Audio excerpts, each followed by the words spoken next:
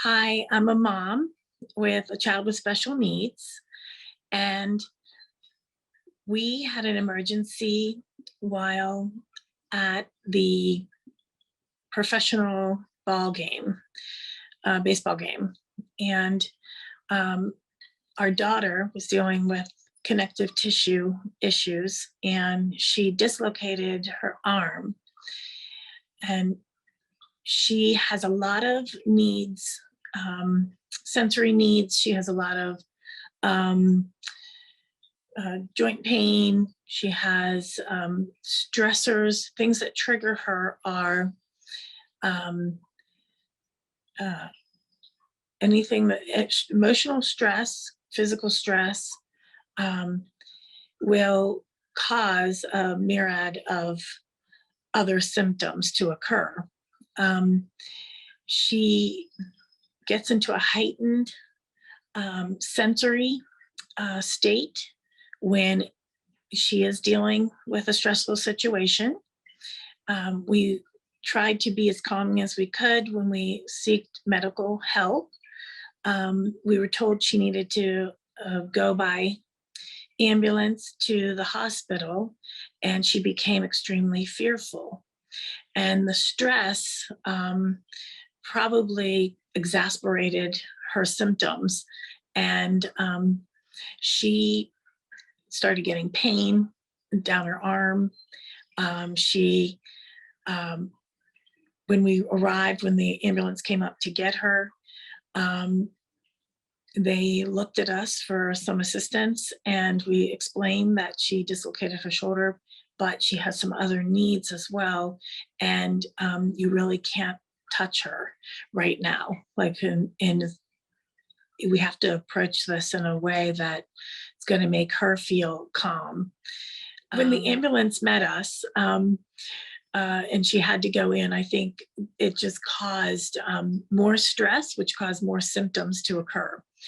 Um, she ended up, uh, we were able to, she ended up not being able to walk, where prior to the situation, she could walk.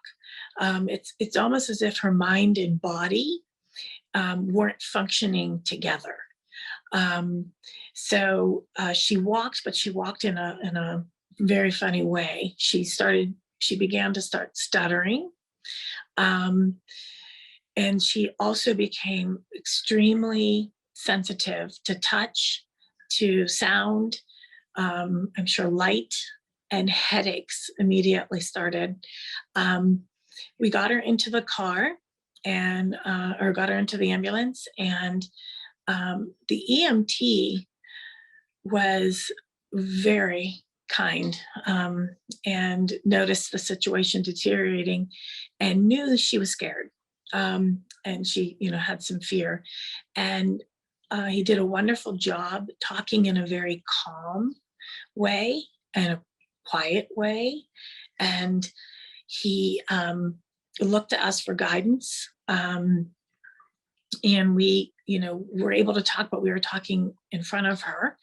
um, Sometimes it's helpful, but in an emergency situation it's tough to, even if there are two people, to have one person be able to talk and explain things on the side, and the other person, maybe in the ambulance that's getting her into the ambulance or something, help in that way. That way we can communicate without saying things in front of her. Um, the difficult part was strapping her in. Um, she was feeling a lot of pain. She was scared. She couldn't be touched. So that was a challenge, to get her strapped in. And then the bumps and things like that were also a difficult challenge. She gets into that heightened sense. It's referred to as like an amplified pain syndrome, where a normal pain response in somebody else would be appropriate. For her, it's intensified greatly. And so that's something that you wouldn't know just by looking at her on the outside, that something we'd need to convey, or we'd want them to understand as well.